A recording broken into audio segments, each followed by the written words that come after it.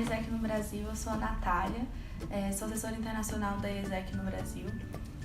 Eu sou responsável pela parte de vistos, de documentação, contato com embaixadas e consulados. Trabalho junto com a Gabriela Toso em PR e desde o começo que a gente vem acompanhando alguns processos de visto, a gente percebeu algumas dúvidas da rede em relação a esses processos e pensamos em fazer esse vídeo para tentar sanar algumas dessas dúvidas e dar algumas dicas de orientação para os EPs para melhorar cada vez mais os processos da ESEC. Bom, primeiro eu acho muito importante a gente entender o que é exatamente o visto. O visto é uma autorização de permanência ou de entrada em um país estrangeiro, concedida soberanamente por esse país, é um ato discricionário de um Estado soberano, ou seja, ele é concedido por uma autoridade competente, por uma decisão dessa autoridade, então ele é baseado em critérios subjetivos.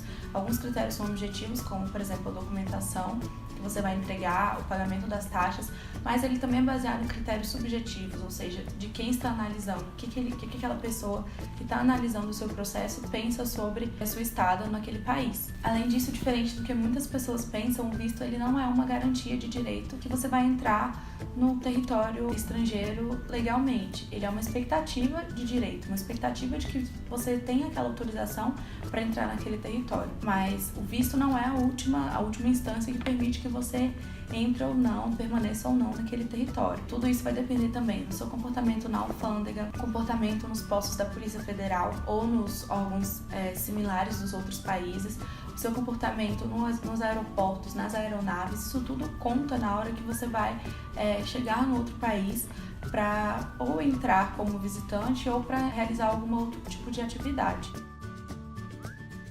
Bom, também é muito importante a gente entender de onde vêm os vistos, como eles são deliberados, aonde eles são deliberados antes de chegar para nós do jeito que eles chegam. São normalmente os vistos discutidos em 4 instâncias principais, que são as convenções internacionais, os acordos internacionais, a legislação interna dos países, e são executados pelos consulados e pela Polícia Federal. Bom, as convenções internacionais são reuniões entre países que sentam para tentar discutir e definir diretrizes para que todos os estrangeiros desses países que assinam as convenções sejam tratados da mesma forma quando saírem de seu país. Por exemplo, a Convenção de Viena de 1961, que definiu como funcionariam as embaixadas em todos os países que assinaram essa convenção. Em seguida, nós temos os acordos internacionais, que são feitos entre países. Podem ser acordos bilaterais, como por exemplo o acordo de férias-trabalho que o Brasil tem com a França, e também podem ser acordos multilaterais, como por exemplo o acordo Mercosul de vistos, que envolve vários países, tanto do Mercosul como países associados. Esses acordos eles servem para dar condições diferentes, facilidades diferentes na concessão de vistos para os países que ratificam, que assinam esse tratado. Em seguida, essas convenções e esses acordos são traduzidos em leis internas dos países, que vão definir exatamente o que o país precisa para conceder o visto para um cidadão de outro país. Então, por exemplo, vai definir quais os documentos que são necessários, as taxas, os emolumentos consulares, quanto tempo que demora para o visto ser expedido ou não. Em seguida, todas essas informações da legislação, dos acordos e das convenções são executados pelos consulados e pela Polícia Federal, que são os órgãos competentes para conceder o visto, que são os únicos capazes de conceder o visto para cidadãos de outros países. Além disso, outro princípio muito importante que norteia toda a política de concessão de vistos dos países é o princípio de reciprocidade. O Brasil ele não pode unilateralmente mudar a sua política de visto com o país. Ela é sempre baseada nas relações diplomáticas que o Brasil tem com esse país. Então, por exemplo, o Brasil tem boas relações diplomáticas com Portugal, e aí nós temos 90 dias livres de visto para visitar Portugal. Do mesmo jeito que os portugueses, quando vêm para o Brasil, têm 90 dias livres para visitar o Brasil. O que isso significa para a ESEC, então? Significa que nós, enquanto organização, não temos o poder de intervir diretamente nessas políticas de visto. Nós não podemos pedir às embaixadas, aos consulados e à Polícia Federal que abram exceções para os nossos intercambistas, por exemplo, porque essas decisões são tomadas na esfera governamental, por meio de leis, acordos, convenções internacionais e baseadas na relação diplomática que o Brasil tem com os outros países ou que os outros países têm com o Brasil. que nós podemos fazer é manter um bom relacionamento com os legisladores para que eles possam intervir favoravelmente para construir políticas que favoreçam a nossa organização, que é o trabalho do nosso assessor político.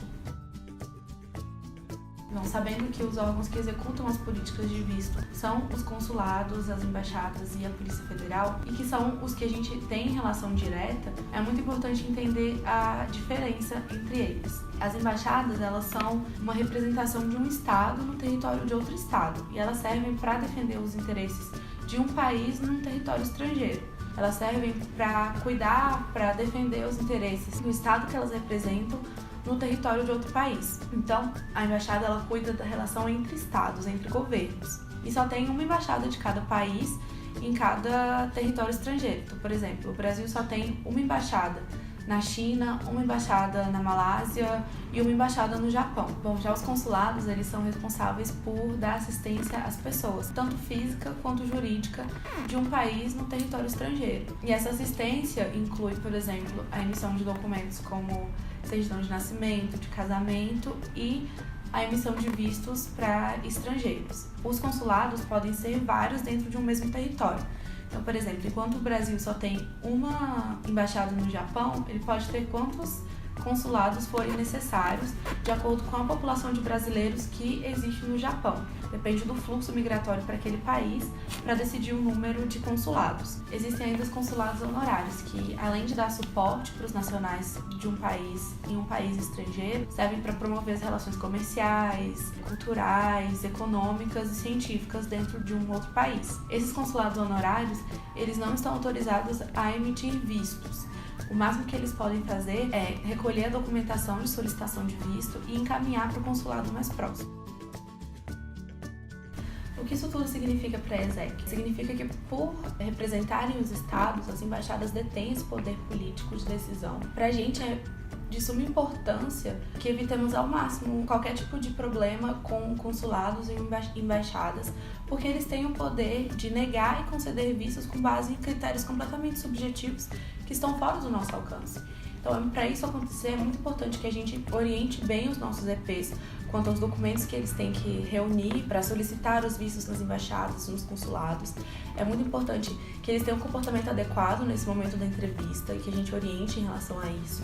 Muito importante orientar também quanto ao comportamento em países específicos. Alguns países têm algumas peculiaridades quanto ao que como a gente deve se portar dentro desse país. É muito importante a gente orientar os EPs quanto a isso. Muito importante respeitar os prazos dos consulados também e tentar ao máximo resolver os ocasionais problemas que puderem surgir entre os EPs e a organização, para que esses problemas não cheguem às embaixadas em forma de reclamação, porque a gente cria cada vez mais uma cultura de bom relacionamento com essas embaixadas, consulados, para que cada vez mais os nossos intercâmbios sejam bem vistos, o nosso trabalho seja bem visto internacionalmente, para que os nossos vistos sejam liberados mais facilmente também, que isso também é muito importante para ajudar no bom andamento dos intercâmbios e da organização como um todo.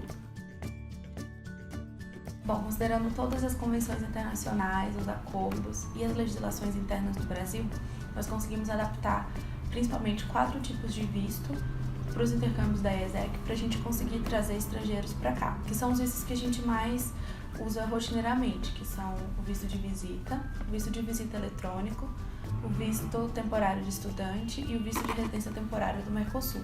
O visto de visita, ele é muito usado para ID-vir, porque teve uma mudança na lei de imigração no final de 2017, e aí o conceito de turismo passou a incluir trabalho voluntário, então ele é muito usado para ID-vir. Ele tem uma duração de até 90 dias e pode ser renovado por mais 90 dias. Só não pode ultrapassar 180 dias no período de 1 ano. A gente usa muito também o visto de visita eletrônico, que é o e-Visa, que tem as mesmas prerrogativas do visto de visita, mas por enquanto ele só está disponível para Japão, Canadá, Austrália e Estados Unidos. Usamos também o visto temporário de estudante, que é o Vitem 4, que permite que a pessoa venha para o Brasil estudar ou fazer estágio por até 1 ano. Nesse visto entra muito o IDE, porque ele não permite remuneração, então por enquanto só conseguimos usar para o IDE. Esse você pode renovar por sucessivas vezes até que você termine a sua atividade no Brasil, não tem um período máximo de estadia. E a gente usa muito também o visto de residência temporária do Mercosul, que está disponível para os países do Mercosul e países associados, que permite que qualquer nacional de qualquer estado parte do Mercosul tenha até 2 anos de residência temporária com direito a trabalho remunerado em qualquer outro território de algum estado parte do Mercosul. Então, por exemplo, o brasileiro pode ir para a Colômbia trabalhar durante 2 anos e depois voltar para o Brasil, ou pode renovar esse visto por mais 2 anos ou transformar em residência permanente. A mesma coisa, um colombiano pode vir para cá. Todos esses vistos, como eu já tinha falado, trabalham com o princípio da reciprocidade. Então, por exemplo, visto de visita, em alguns casos, você nem precisa tirar o visto, mas daí depende da relação diplomática que o Brasil tem com outro país. Por exemplo, a gente consegue trazer as pessoas da Bósnia sem visto de visita, da África do Sul, da Espanha, enfim, tem uma quantidade muito boa de países que a gente consegue trazer com visto de visita sem precisar realmente tirar o visto, tendo esses 90 dias tranquilamente para poder vir para o Brasil fazer o IDV. A gente usa o visto de visita para o IDV e o visto eletrônico de visita para o IDV também, o visto temporário de estudante para o IDE e o visto de residência temporária do Mercosul pode ser também para o IDE e para o IDT. Por fim, gente, eu acho que é muito importante a gente orientar bem os EPs para que eles respeitem os prazos de estada, tanto no Brasil quanto em outros países que são concedidos pelos vistos. Lembrar os EPs que vêm para o Brasil que eles precisam se registrar na Polícia Federal em até 30 dias depois da chegada no país, se vierem com o VRT ou com o Vitem 4. Lembrar também que eles avisem a vocês, avisem a ESEC no momento que tiverem um problema, para que a gente possa resolver o mais rápido possível e evitar que isso chegue nas embaixadas, nos consulados. É muito importante também lembrar aos EPs de seguir as recomendações de segurança do país. Alguns países têm especificidades em relação à vestimenta, em relação ao comportamento ali dentro, o comportamento em relação às mulheres, por exemplo, e é muito importante que eles lembrem isso, que estamos em países diferentes e que precisamos respeitar a cultura desses países, até para evitar conflitos da organização com esses países ou dos próprios EPs com outras pessoas que morem aí. É muito importante também respeitar o escopo dos vistos, então se por acaso o visto não permite que a pessoa exerça trabalho remunerado naquele país, que ela não faça isso, porque ela pode ser deportada, pode ter um problema maior dentro daquele país. E sempre adequar o tipo de visto ao tipo de intercâmbio para que não aconteçam problemas de quando chegar no país a pessoa ter que voltar porque o tipo de visto está errado ou de exercer uma atividade que não é permitida por aquele tipo de visto. Todas essas atitudes, essas boas práticas a gente consegue aplicar no nosso dia a dia da organização, aplicar na nossa rotina de orientação aos EPs, para que a cada vez mais a gente crie uma cultura de bom relacionamento com as instâncias internacionais e com as nacionais também, que cuidam dessa parte de visto, de documentação, de imigração, para que os nossos intercâmbios sejam reconhecidos positivamente ao redor do mundo, cada vez mais positivamente, e que a gente consiga liberar os vistos mais facilmente e consiga mandar cada vez mais pessoas para outros lugares. Enfim, é isso. Eu espero que esse vídeo tenha sido útil para vocês. Qualquer dúvida em relação a vistos ou a documentação ou qualquer processo internacional, vocês podem pedir que seja direcionado a mim, que eu posso responder. Espero que esse vídeo seja útil, que vocês aproveitem as dicas.